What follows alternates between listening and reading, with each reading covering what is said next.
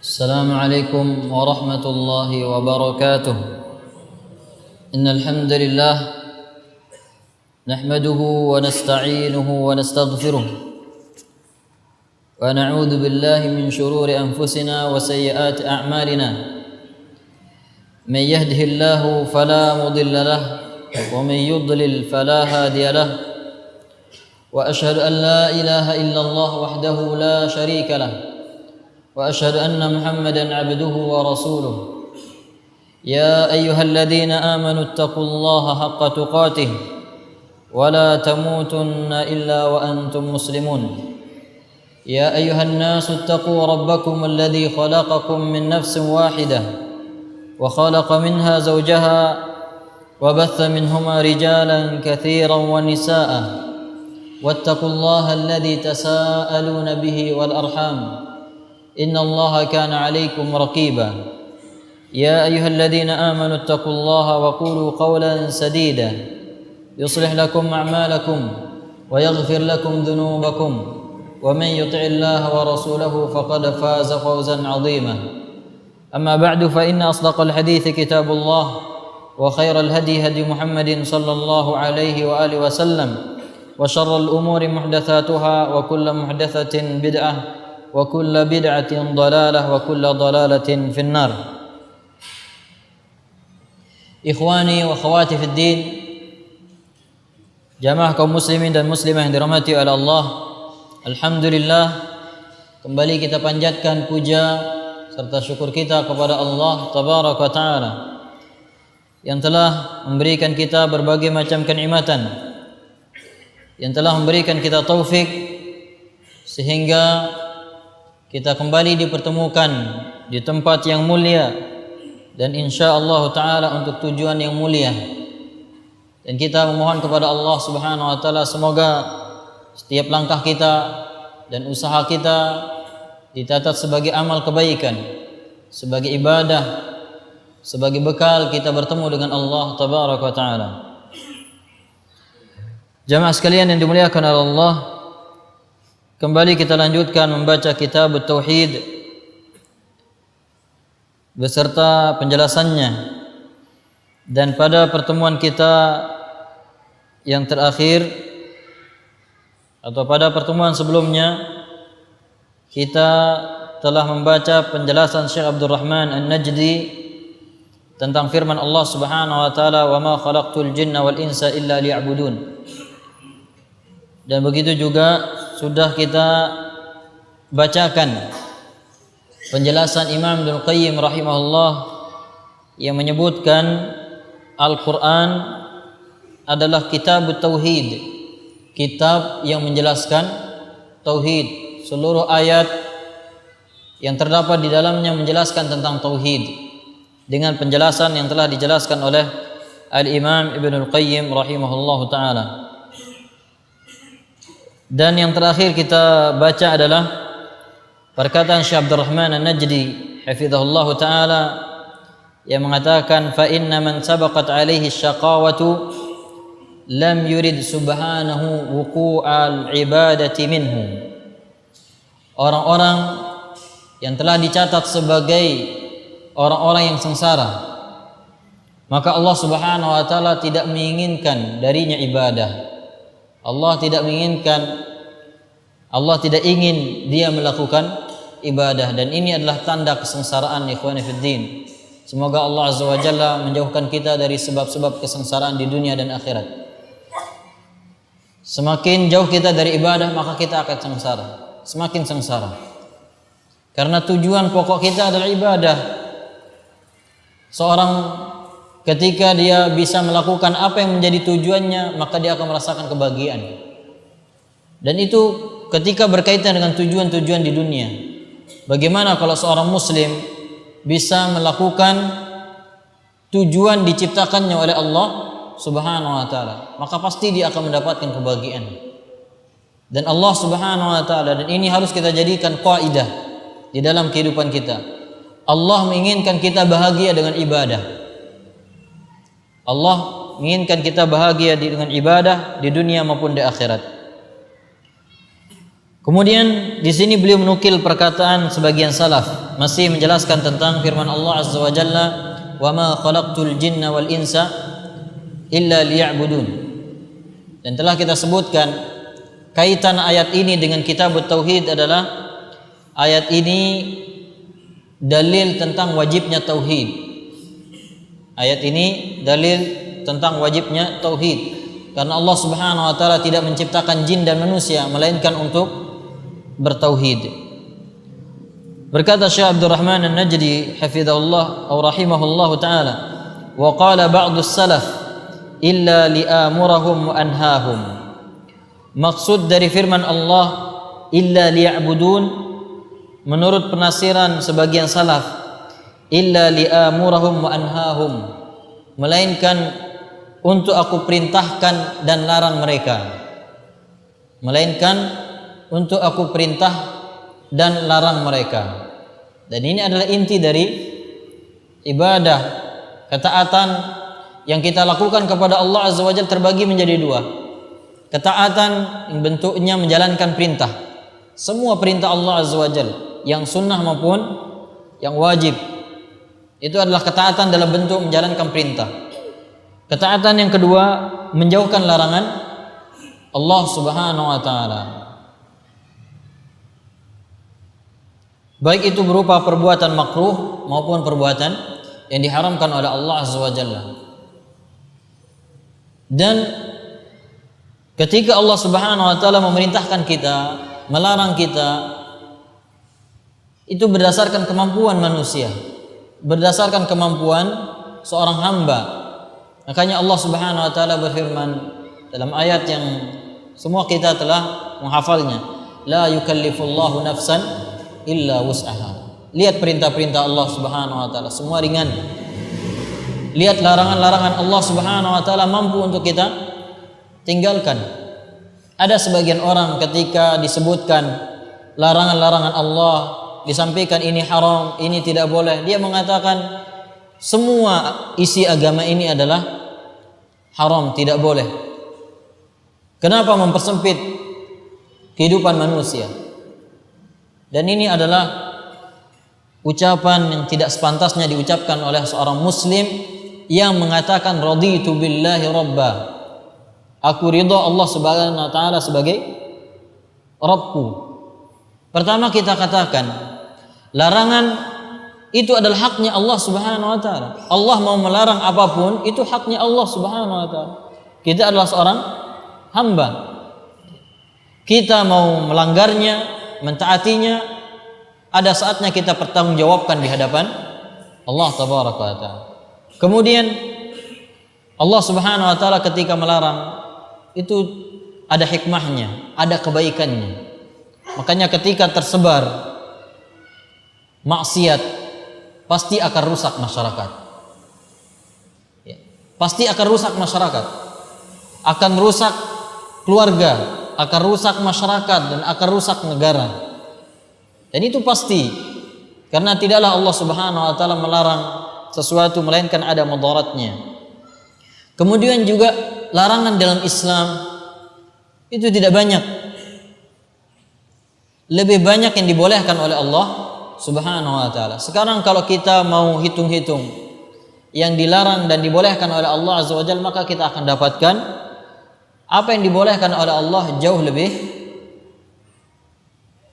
banyak dan jauh lebih baik daripada apa yang diharamkan oleh Allah Subhanahu wa taala. Akan tapi dhi'aful iman, orang-orang yang lemah imannya selalu punya alasan untuk tidak taat kepada Allah Azza wa Jalla. Jadi Allah Subhanahu wa taala ciptakan kita untuk taat kepada Allah. Atiiullah wa atiiur rasul. Kita diperintahkan untuk taat kepada Allah dan Rasulnya. Taat itu dengan dua hal tadi, menjalankan perintah dan menjauhkan larangan, dan ini menjadi inti ketakwaan. Ini menjadi inti ketakwaan dan menjadi sumber kebaikan kaum muslimin dan sumber kekuatan mereka. Allah Subhanahu wa taala ketika menyebutkan kemenangan-kemenangan bagi kaum muslimin dan sumber-sumber kebaikan mereka, selalu disebutkan tentang takwa. Walau anna ahlal qura amanu wattaqau la fatahna alaihim barakatim minas sama. Seandainya penduduk suatu negeri beriman dan bertakwa, niscaya kami akan bukakan pintu kebaikan. Walakin kadzabu, akan tapi mereka mendustakan ayat-ayat Allah Subhanahu wa taala. Fa akhadnahum bima kanu yaksibun, lalu kami mengadab mereka dengan perbuatan mereka. Allah Subhanahu wa taala juga berfirman, wal aqibatu lil muttaqin, akhir yang baik itu bagi orang-orang yang bertakwa. Maka apabila kaum muslimin ingin mendapatkan kemenangan, harus tegakkan takwa, harus menjalankan perintah dan menjauhkan larangan Allah Azza wa Jalla. Dan ikhwani fiddin, berkaitan dengan masalah kejayaan kaum muslimin, ini menjadi impian kaum muslimin sejak dahulu. Karena sekarang kalau kita berbicara tentang kaum muslimin, maka kaum muslimin sekarang adalah kaum muslimin yang kemarin. Kelemahan sekarang adalah kelemahan mereka, kehinaan mereka sekarang adalah kehinaan mereka kemarin. Ketika kita berbicara tentang kejayaan, maka kejayaan itu tidak bisa didapatkan dengan hanya sekedar iman atau hanya sekedar bertakwa. Kita ingin mendapatkan kemenangan, tapi ibadah kita sekedarnya kepada Allah Azza wa Jalla. Kita ingin mendapatkan kemenangan, tapi imannya sekedar. Begitu juga tidak bisa. Kita harus benar-benar berusaha menjalankan setiap perintah Allah Azza wa Jalla dan larangannya sebagaimana kata orang, totalitas, sempurna, ya, semampu kita. Dan inilah yang menjadi sebab kemenangan kita tatkala kita benar-benar menegakkan agama Allah tabaraka taala. Kemudian Syekh melanjutkan, waqtarahu az-Zujjaj wasy-Syaikhu wa ghairuhuma. Dan pendapat ini yang dipilih oleh Imam Az-Zujjaj dan juga Syekh Muhammad At-Tamimi rahimahullah, yaitu arti dari ya'budun li'amuruhum wa anhahum, untuk aku perintahkan mereka dan melarang mereka. Qala ta'ala, Allah Subhanahu wa taala berfirman, ayahsabul insanu ayyutraka suda la yu'maru wa la yanha. Apakah manusia menyangka atau mengira mereka dibiarkan sia-sia? Jadi ketika diciptakan dibiarkan begitu saja. Maksudnya la yu'mar wa la yunha, tidak diperintah dan juga tidak dilarang. Dan ini perkataan Imam Syafi'i rahimahullah. Apakah manusia mengira dia dibiarkan oleh Allah Subhanahu wa taala hidup sia-sia, tidak diperintah dan tidak dilarang? Dan orang yang tidak taat kepada Allah Azza wa Jalla termasuk orang yang menyia-nyiakan kehidupannya, menyia-nyiakan tujuan hidupnya. La yu'mar wa la yunha, tidak dia menjalankan perintah dan tidak juga menjauhkan larangan-larangan Allah tabaraka wa taala. Wa qala ubudu rabbakum, dan Allah Subhanahu wa taala juga berfirman, ubudu rabbakum, sembahlah Rabb kalian, ay ittaquhu faqad amarahum bima khuliqu lahu wa arsala ar-rusul bidzalik. Dan Allah juga dalam ayat yang lain menyebutkan tentang perintah ibadah, ubudu rabbakum, sembahlah Rabb kalian. Artinya bertakwalah kepadanya. Allah Subhanahu wa taala telah memerintahkan mereka dengan tujuan mereka diciptakan, yaitu untuk beribadah. Wa arsalar rusul bidzalik, dan Allah mengutus para rasul untuk itu, yaitu untuk beribadah. Wa kullama waradat al-ibadatu fil Qur'an fa ma'naha tauhidullah bi jami'i anwa'il ibadah. Dan semua kalimat ibadah dalam Al-Quran, semua kalimat ibadah dalam Al-Quran maknanya adalah perintah untuk mentauhidkan Allah dengan segala bentuk ibadah. Jadi semua kata ibadah dalam Al-Quran maksudnya adalah mentauhidkan Allah, perintah untuk mentauhidkan Allah Subhanahu wa taala. Apa dalilnya? Dalam surat Al-Bayyinah, wa ma umiru illa liya'budullaha mukhlishina lahuddin. Mereka tidaklah diperintahkan melainkan untuk beribadah kepada Allah mukhlishina. Ini inti tauhid, mengikhlaskan, memurnikan ketaatan hanya kepada Allah Subhanahu wa taala. Wa summiyat wadhaif asy-syar' ibadat li'annahum yaf'alunaha khadi'ina lillah fayakununa min ahli ridhah. semua amalan-amalan di dalam syariat dinamakan sebagai ibadah karena para hamba melaksanakannya dengan penuh ketundukan kepada Allah Subhanahu wa taala. Semua isi syariat kita disebut sebagai ibadah karena hamba yang melakukannya dengan penuh ketundukan. Tunduk kepada Allah tabaraka wa taala. Fayakununa min ahli ridha, sehingga mereka menjadi orang-orang yang diridhai oleh Allah Subhanahu wa taala. Dan ini adalah perkataan Imam Al-Qurtubi rahimahullahu taala. Apa yang dinukilkan oleh Syekh di sini, wa sumiyat wadhaifus syara' ibadat. Ini perkataan Imam Al-Qurtubi rahimahullahu taala. Kemudian beliau melanjutkan firman Allah setelah wa ma khalaqtul jinna wal insa illa liya'budun. Ma uridu minhum min rizqin wa ma uridu ay yut'imun. Aku tidak inginkan dari mereka atau tidak ingin dari mereka rezeki, dan aku tidak ingin dari mereka memberikan aku makan. Akhbara annahu subhanahu ghairu muhtajin ilaihim bal humul fuqara'u ilaihi fi jami' ahwalihim. Wa fil ayati bayanu idhami sya'ni at-tauhid idh kana al-khalq kulluhum lam yukhlaqu illa lahu. Kemudian beliau membawa ayat ini menjelaskan Allah tidak butuh dari hamba-hambanya untuk memberikan Allah rezeki, apalagi memberikan Allah makan. Allah Subhanahu wa taala Maha sempurna, qayyum. Allah Subhanahu wa taala zat yang berdiri sendiri, tidak butuh kepada makhluk. Akan tapi makhluk yang butuh kepada Allah. Bal hum fuqara, ya, manusia yang fakir kepada Allah, butuh kepada Allah Subhanahu wa taala. Wa antumul fuqara, kalian yang fakir. Makanya kita butuh ibadah, butuh mendekatkan diri kepada Allah tabaraka wa taala. Maka ikhwani fid din, ini adalah ayat yang paling agung di dalam Al-Qur'an yang mengingatkan tentang tujuan ibadah. Dan kita sering melupakan ayat ini, ya. Sering kita lupakan ayat ini ketika kesibukan kita atau ketika kita mendapatkan kesibukan-kesibukan, kita lupa dengan ibadah atau kita kurangi ibadah kita, kalah dengan kesibukan dunia mencari rezeki dan yang lainnya. Lupa kita dengan tujuan. Padahal tujuan kita adalah beribadah kepada Allah.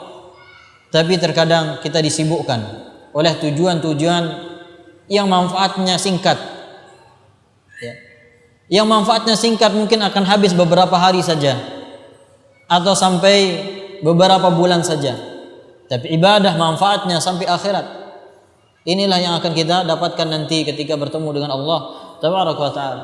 Tapi sebagian orang meninggalkan ibadah, sama sekali tidak ibadah. Padahal kalau ditanya Muslim apa tidak, pasti jawabnya kebanyakan Muslim. Tapi tidak sholat. Ketika bulan Ramadan tidak puasa. Dia mampu tidak haji. Dia tidak bersedekah. Lupa dengan tujuan hidupnya. Selalu mengejar dunia dan dunia. Ada juga bentuknya dia tidak tinggalkan ibadah, tapi giliran sibuk dengan dunia dikuranginya ibadah. Mana yang dikalahkan? Tujuan akhirat atau tujuan dunia? Ya.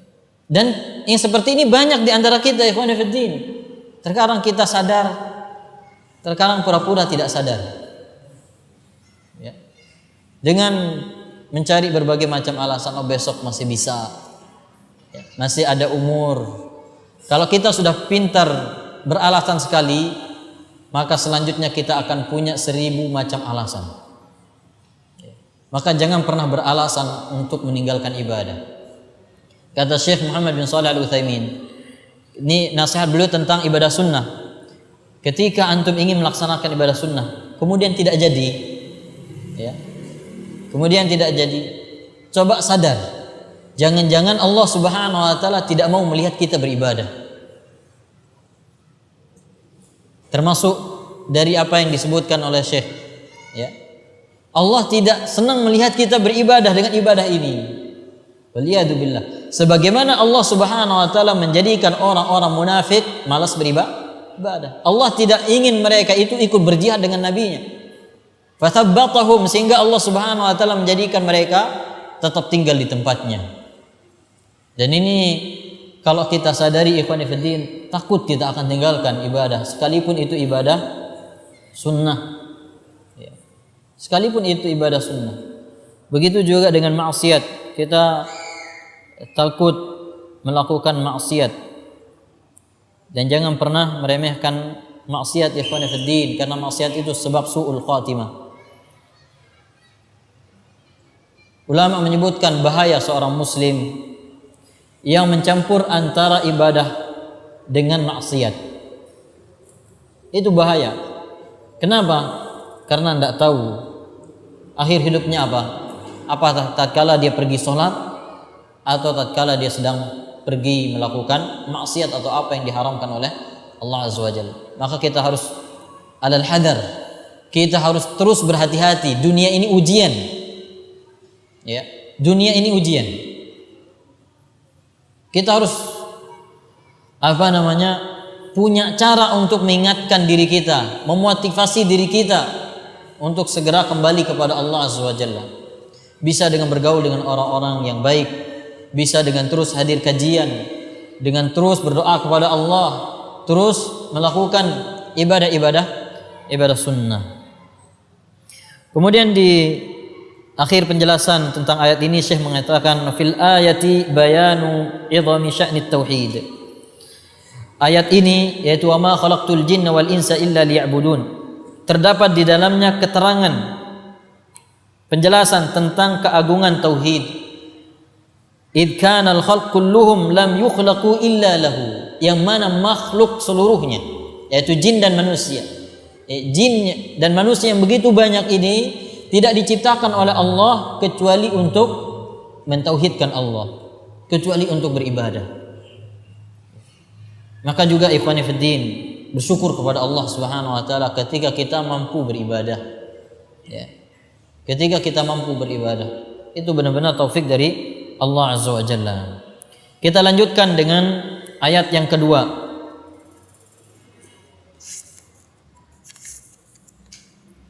Ayat yang kedua yang terdapat dalam surat An-Nahl ayat 36. Surat An-Nahl ayat 36. Ayat yang pertama sudah dihafal? Ya. Cita-cita kita selesai kitab ini hafal kitab tauhid.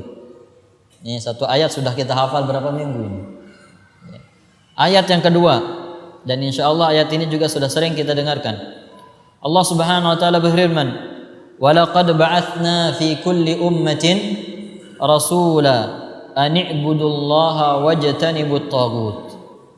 Dan sungguh telah kami utus pada setiap umat seorang rasul agar mereka menyeru manusia beribadah kepada Allah semata dan menjauhkan segala bentuk sesembahan selain Allah, atau menjauhkan tagut. Surat An-Nahl ayat 36.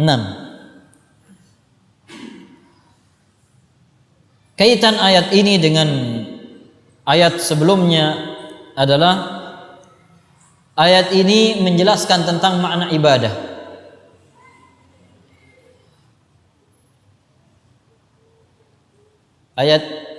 Ketika ayat sebelumnya menjelaskan tentang tujuan kita diciptakan, maka di dalam ayat ini Allah Subhanahu wa taala sebutkan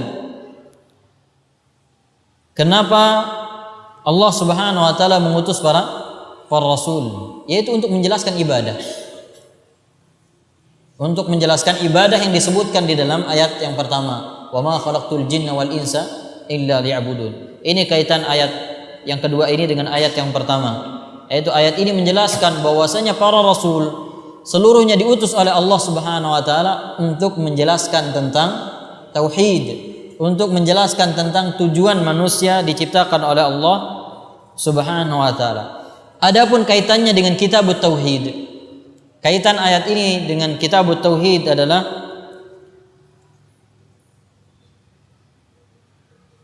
bahwasanya berdakwah kepada tauhid merupakan dakwahnya para rasul. Berdakwah kepada tauhid merupakan dakwah semua rasul, dari rasul yang pertama Nuh alaihissalam sampai rasul kita Muhammad sallallahu alaihi wasallam. Di sini Syekh Abdurrahman An-Najdi rahimahullah mengatakan, menjelaskan tentang makna at-taghut. Dan ini sudah kita jelaskan dulu di kajian al-usul ats-tsalatsah. At-taghut mushtaqqun min at-tughyan wa huwa mujawazatul hadd. At-taghut arti bahasanya adalah berasal dari kata at-tughyan yang berarti mujawazatul hadd, melampaui batas, melewati batas. Semua yang melampaui batas dalam bahasa Arab disebut dengan tughyan. Ya. Antum melewati batas lampu merah, itu juga taghut secara bahasa. Ya. Jadi semua yang melampaui batas itu disebut dengan taghut. Wa kullu man ta'adda haddahu bi ayyi naw'in min at-tughyan fa huwa taghut. Semua yang melampaui batas dengan bentuk apapun dari yang termasuk melampaui batas, maka disebut dengan taghut. Ya, segala sesuatu yang melampaui batasnya dengan berbagai macam bentuk, maka disebutkan dengan taghut. Wa yakunu wahidan wa jam'an. Dan taghut ini disebutkan untuk kata tunggal dan juga untuk kata jamak. Wa yu'annats wa yudzakkar, dan bisa digunakan untuk laki-laki dan juga untuk perempuan. Ini pengertian taghut secara bahasa, mujawazatul hadd, ya, melampaui batas. Walis salafi fihi tafasirun la tunafi bainaha. Dan para salafus saleh memiliki penafsiran yang berbeda-beda tentang taghut. Ada yang mengatakan taghut adalah syaitan. Ada yang mengatakan berhukum dengan hukum selain Allah. Taghut adalah kuhan, ya, paranormal, dukun. Kemudian taghut juga yang disembah selain Allah Subhanahu wa taala. Juga yang yang mengajak orang lain untuk menyembah dirinya. Dan 5 ini adalah ru'usut taghut, pokok-pokok dari taghut, dan semuanya tidak bertentangan. Wa kulluha tarji' ila ma qala Ibnul Qayyim. Semuanya kembali pada apa yang dijelaskan oleh Imam Ibnul Qayyim rahimahullah. At-taghut ma tajawaza bihi al-'abdu haddahu min ma'budin aw matbu'in aw muta'. Taghut adalah apa yang dilampaui batasnya oleh seorang hamba, baik dari sesembahan ataupun orang yang diikuti atau yang ditaati. Taghut semua yang dilampaui batasnya oleh seorang hamba, baik dari sesembahan atau bentuknya sesembahan, atau yang diikuti atau yang ditaati.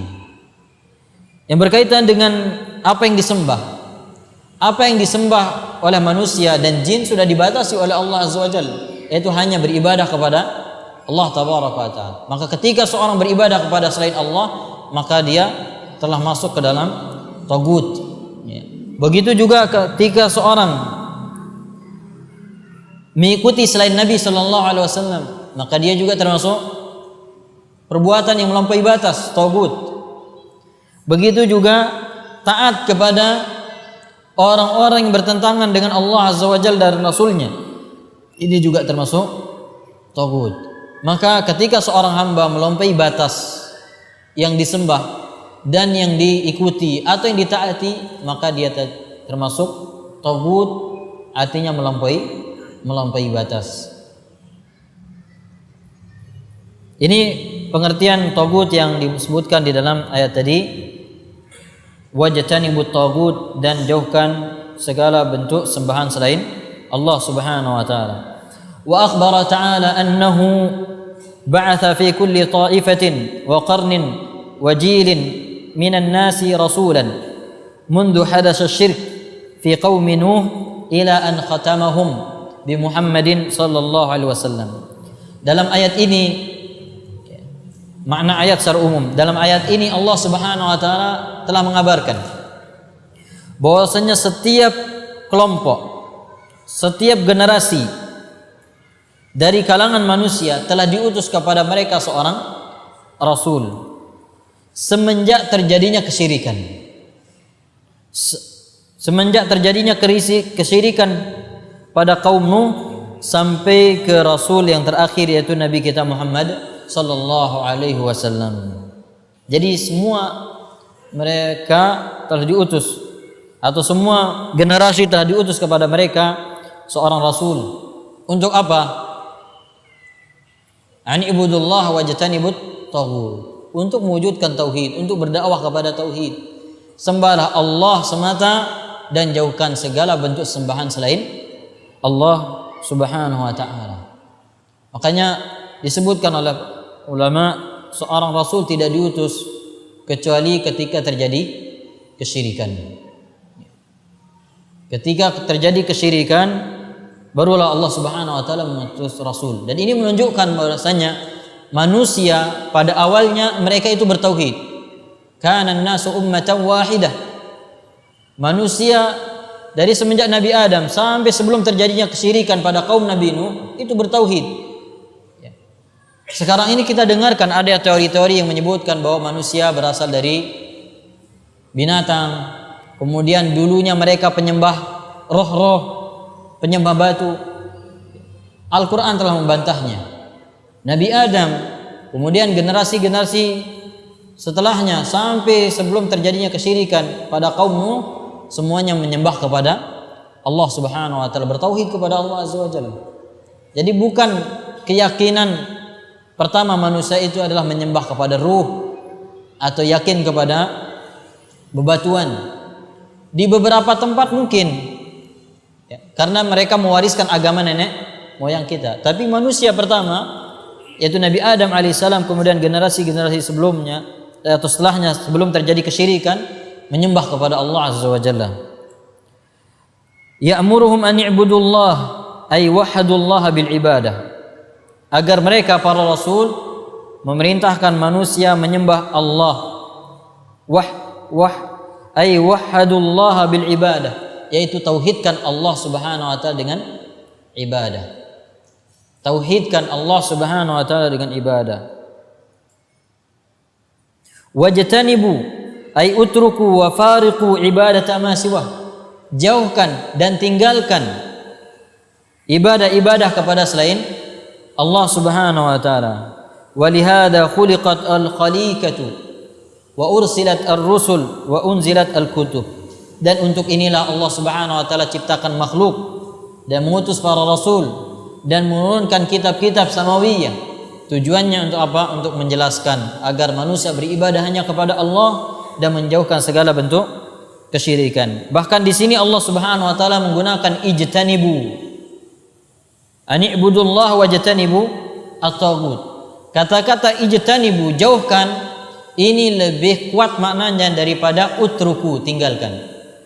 Di sini Syekh Abdul Rahman rahimahullah mengatakan wajtanibu ablagu min utruku fa inna utruku li adamil fi'l wajtanibu taqtadi dhalika wa taqtadi al-muba'adata wal mujanabata.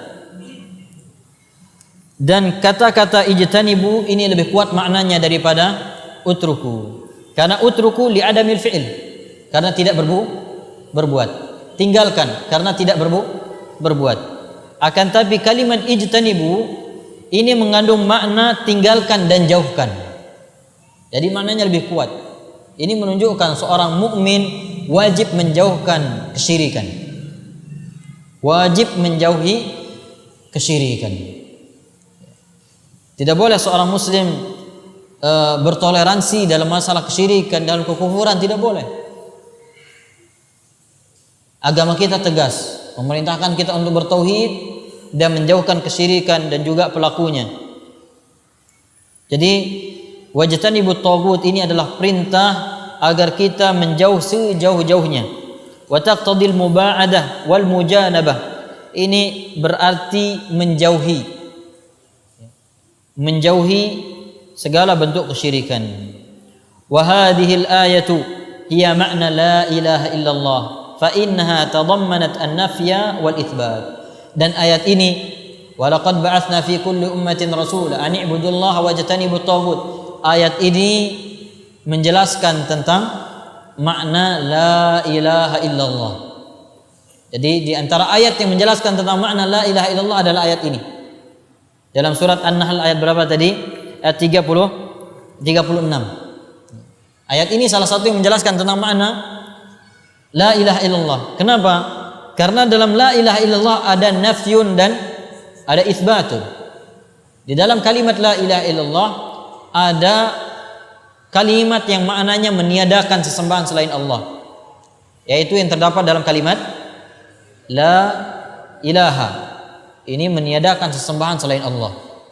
Ya. Kita wajib yakini tidak ada yang berhak disembah selain Allah. Kemudian ada itsbat yang terdapat dalam kalimat illallah, kecuali Allah satu-satunya yang berhak disembah. Begitu juga dengan ayat ini, dia mencakup an-nafyu dan itsbat. An-nafyu terdapat dalam apa?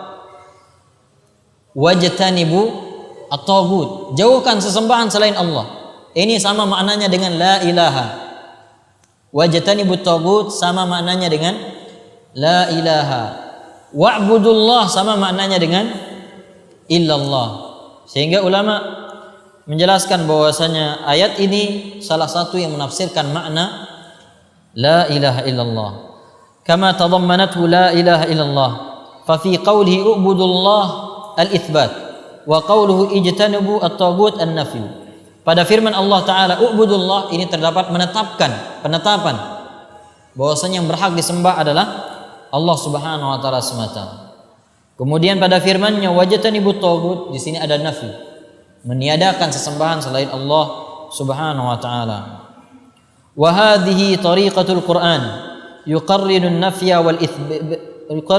bil itsbat fayanfi ma siwallahi wa yuthbitu ibadatallahi wahdahu. Dan ini adalah cara Al-Qur'an. Ya. Cara Al-Qur'an dalam menjelaskan makna la ilaha illallah selalu menggandengkan antara meniadakan sesembahan selain Allah dengan menetapkan hanya Allah yang berhak disembah. Makanya kalau ada perintah beribadah pasti ada larangan untuk berbuat syirik. Karena sebagaimana yang sering kita jelaskan, tauhid tidak akan terwujud, kalimat la ilaha illallah tidak akan terwujud dalam diri seorang muslim sampai dia menyembah hanya kepada Allah dan tidak beribadah kepada selain Allah. Hanya beribadah kepada Allah dan menjauhkan semua bentuk kesyirikan. Barulah kalimat la ilaha illallah terwujud dalam diri seseorang. Maka ini adalah cara Al-Quran yang menggandengkan antara meniadakan sembahan selain Allah dan menetapkan sesembahan hanyalah Allah. Maka Al-Quran meniadakan sembahan selain Allah dan menetapkan ibadah hanya untuk Allah semata. Wan nafyul mahd laysa bitauhidin wa kadzalika al-itsbat biduni nafyi. Sekedar mengatakan atau meyakini tidak ada sesembahan, ini bukan tauhid. Ya. Ini apa namanya? Ateis. Ya, tidak ada sesembahan. Ini adalah keyakinan ateis. Meyakini tidak ada sembahan yang berhak disembah. Ini bukan tauhid. Kalau hanya nafyu saja, meniadakan saja. Begitu juga itsbat. Ya. Meyakini Allah Subhanahu wa taala berhak disembah. Ini bukan tauhid. Ya. Kenapa? Karena dia tidak menunjukkan penolakan terhadap sesembahan selain Allah Subhanahu wa taala. Makanya orang-orang musyrikin mereka mengakui Allah Subhanahu wa taala sebagai sembahan. Ya. Orang-orang musyrikin yang diperangi oleh Nabi sallallahu alaihi wasallam, yang mereka dihukumi sebagai musyrikin, yang diancam dengan api neraka kekal di dalamnya, mereka meyakini Allah Subhanahu wa taala disembah, tapi mereka tidak meniadakan sesembahan selain Allah. Mereka sembah Allah, mereka juga sembah selain Allah Subhanahu wa taala. Dan inilah inti dari kesyirikan yang terkadang tidak dipahami oleh sebagian orang.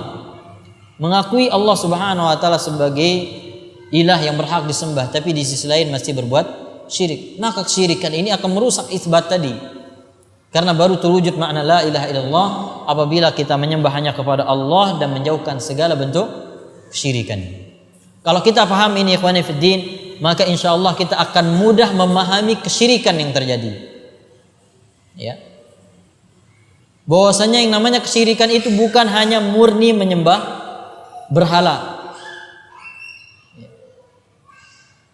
Kesyirikan bukan murni karena orang itu tidak beribadah kepada Allah Azza wa Jalla. Sebab orang-orang musyrikin juga beribadah kepada Allah, menyembah Allah Subhanahu wa taala, akan tapi mereka juga berbuat syirik kepada Allah Azza wa Jalla. Fala yakunu at-tauhid illa mutadamminan lin-nafyi wal itsbat. Maka tauhid tidak akan terwujud kecuali mencakup penolakan terhadap sesembahan selain Allah dan menetapkan hanyalah Allah yang berhak disembah. Wa hadha huwa haqiqatut tauhid. Fa fiha bayanu idham. Ini adalah hakikat tauhid. Ya. Jadi hakikat tauhid ada dalam an-nafyu dan itsbat, menolak segala bentuk sembahan selain Allah dan beribadah hanya kepada Allah tabaraka wa taala. Kemudian di sini Syekh menyebutkan beberapa faedah dari ayat tadi. Walaqad ba'atsna fi kulli ummatin rasula an i'budullaha wajtanibut taghut. Yang pertama, fa fiha bayanu idhami sya'nit tauhid. Dalam ayat ini ada penjelasan tentang keagungan tauhid. Tentang keagungan tauhid. Dari mana kita tahu ayat ini menjelaskan tentang keagungan tauhid? Dari mana? Yaitu para rasul diutus oleh Allah untuk menjelaskan tauhid. Seluruh rasul, para rasul diutus oleh Allah untuk menegakkan tauhid. Ini menunjukkan keagungan tauhid, dan tauhid ini perkara yang sangat besar, perkara yang sangat inti dan pokok di dalam agama kita. Kemudian faedah yang kedua dari ayat ini adalah wa iqamatil hujjati 'alal ibad. Ayat ini juga menjelaskan tentang menegakkan hujjah kepada umat. Salah satu cara Allah menegakkan hujjah kepada mereka adalah dengan mengutus para rasul, sehingga tidak ada alasan lagi. Ya. Tidak ada alasan kita. Li'alla yakuna lin-nasi 'ala Allahi hujjatun ba'da ar-rusul. Agar manusia tidak punya hujjah di hadapan Allah setelah diutus para rasul. Kemudian faedah yang ketiga, makna la ilaha illallah. Ayat ini menjelaskan tentang makna la ilaha illallah sebagaimana yang kita sebutkan tadi. Berkata Syekh Muhammad At-Tamimi, qala al-musannif wa fihi al-hikmatu fi irsalir rusul. Di dalam ayat ini ada penjelasan tentang hikmah diutusnya para rasul. Yaitu untuk apa? Untuk menjelaskan masalah tauhid.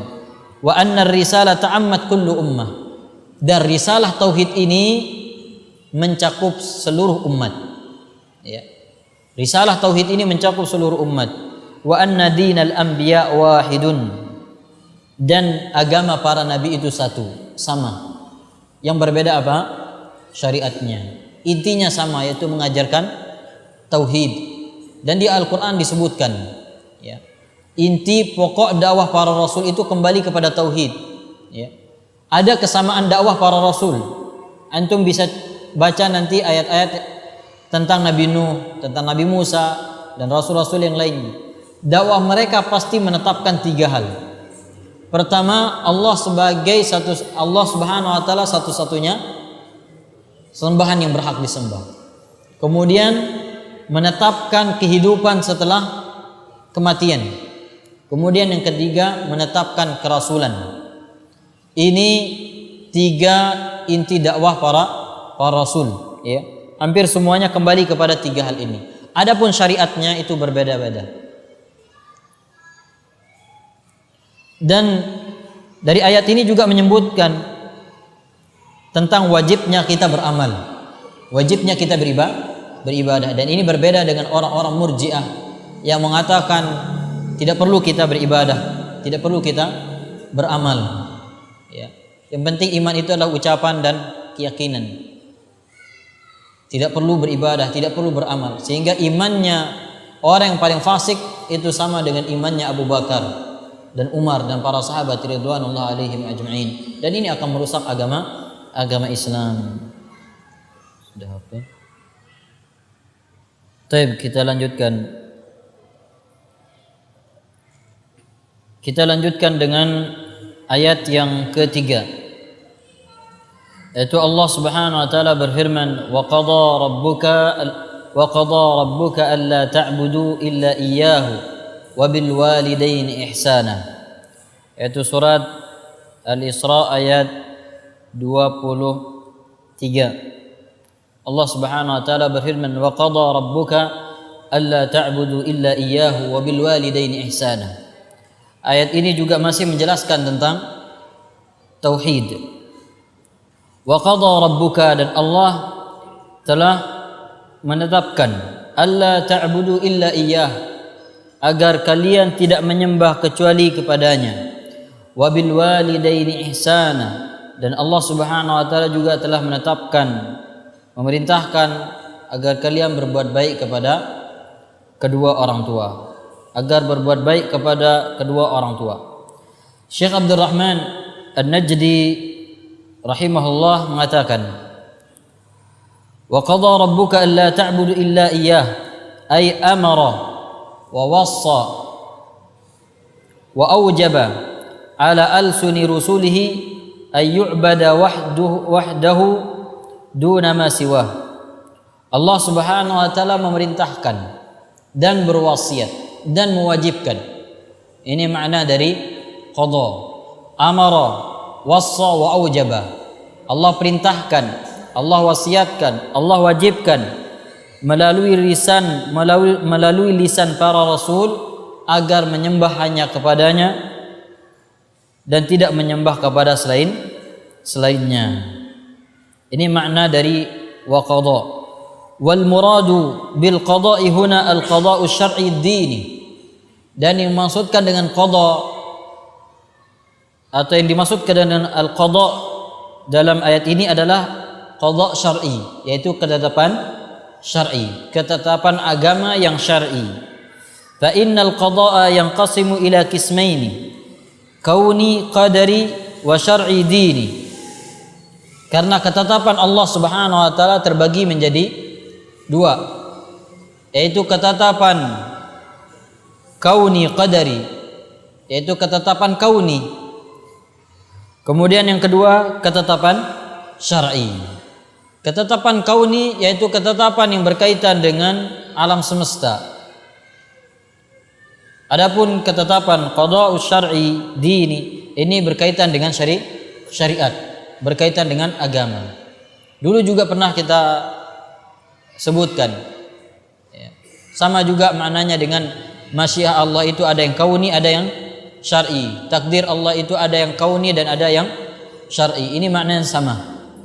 Ketetapan Allah itu ada yang kauni dan ada yang syar'i. Ketetapan Allah Subhanahu wa taala al-kauni seperti kematian, ya. Kemudian masalah rizki, itu ketetapan kauni dari Allah Azza wa Jalla.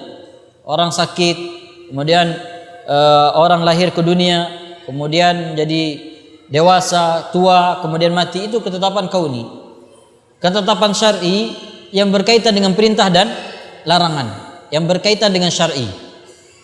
Itu sederhananya perbedaan antara ketetapan kauni dan syar'i.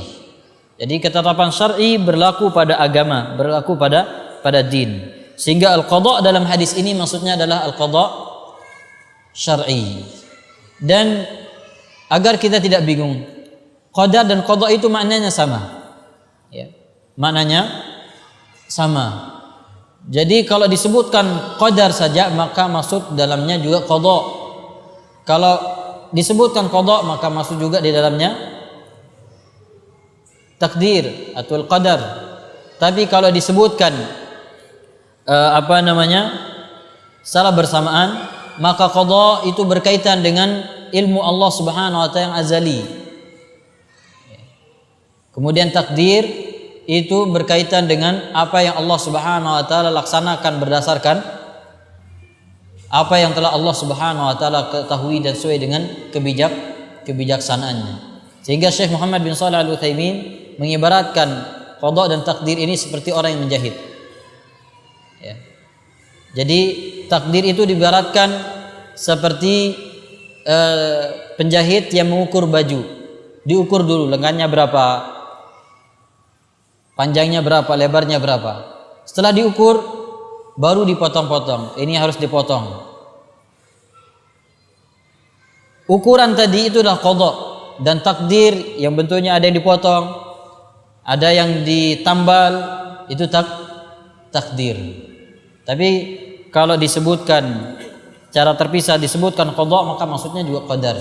Kalau disebutkan qadar, maka maksudnya juga qada. Kalau disebutkan secara bersamaan, maka seperti yang dijelaskan oleh Syekh Muhammad bin Shalih Al-Utsaimin tadi. Washtamalat hadhil ayatu ala jumlatis syara'i. Ayat ini mencakup beberapa syariat di dalam Islam. Wa batada'at bit tauhid, dan Allah Subhanahu wa taala memulai dengan tauhid. Ya. Allah Subhanahu wa taala memulai dengan tauhid, dan ini kaitan ayat ini dengan kitab tauhid. Perintah Allah Subhanahu wa taala yang paling utama dan paling agung adalah perintah untuk mentauhidkan Allah Subhanahu wa taala. Fadalla ala annahu aujabul wajibat.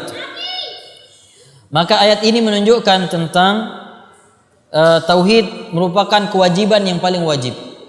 Ya. Ayat ini menunjukkan tauhid merupakan kewajiban yang paling wajib. Idla yabda illa bil ahammi fal ahm. Karena Allah Subhanahu wa taala tidak mulai kecuali dengan yang paling penting, kemudian dengan yang penting. Allah memulai dengan sesuatu yang paling penting. Dalam ayat ini Allah Subhanahu wa taala memulai dengan apa? Dengan tauhid. Wa qadha rabbuka alla ta'budu. Makanya para ulama kita mengatakan hendaknya semua dakwah dimulai dengan tauhid. Karena tidak mungkin apa yang kita sampaikan itu diterima dengan baik, dilaksanakan dengan baik kalau tauhid tidak kuat. Kalau tauhid tidak dipahami. Makanya semua rasul ketika mereka membawa perbaikan di dalam dakwah mereka, mereka mendakwahkan tauhid pertama kali, atau untuk mengawali dakwah mereka dengan tauhid. Wa khutimat bin nahyi 'ani syirk, dan ayat ini juga diakhiri dengan larangan berbuat syirik. Fadalla ala annahu a'zam al-muharramat. Ini menunjukkan bahwa syirik merupakan larangan yang paling besar. Keharaman, perbuatan haram yang paling haram adalah syirik. Yang terkadang orang ketika melihat perbuatan maksiat merajalela, hatinya mengingkari, tapi ketika melihat kesyirikan terjadi di mana-mana, hatinya tenang. Rasulullah sallallahu alaihi wasallam tidak tenang ketika ada kesyirikan yang masih terjadi di negeri Yaman. Belum minta salah seorang sahabat untuk menghancurkannya. Ya. Seperti inilah ciri hati-hati yang bertauhid. Ya. Ketika terjadi kesyirikan, muncul dalam hatinya ghirah untuk mengingkari kesyirikan. Kenapa? Karena kesyirikan ini telah melanggar hak Allah Subhanahu wa taala, dan hak Allah Subhanahu wa taala adalah yang paling agung. Wa fiha ma'na la ilaha illallah. Fa inna qawlahu alla ta'budu huwa ma'na la ilaha, wa qawluhu illa iyyahu wa ma'na illallah. Dan ayat ini juga terdapat di dalamnya makna la ilaha illallah. Karena firman Allah taala alla ta'budu huwa ma'na la ilaha illallah. Firman Allah alla ta'budu ini sama dengan makna kalimat la ilaha. Kemudian wa qawluhu illa iyyah sama maknanya dengan illallah. Dan ayat ini juga menjelaskan tentang apa? Makna la ilaha illallah. Dan insyaallah kita akan lanjutkan pada pertemuan berikutnya. Semoga apa yang kita kaji bermanfaat, dan semoga kita dikuatkan di atas tauhid dan dimatikan oleh Allah Subhanahu wa taala di atas tauhid.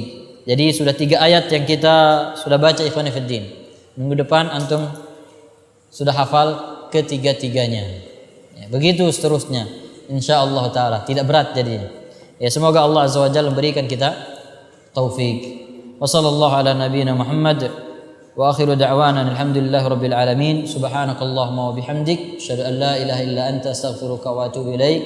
Wassalamualaikum warahmatullahi wabarakatuh. Donasi dakwah Yufid. Yuk berikan amal jariah terbaik Anda untuk dakwah dan pendidikan Islam.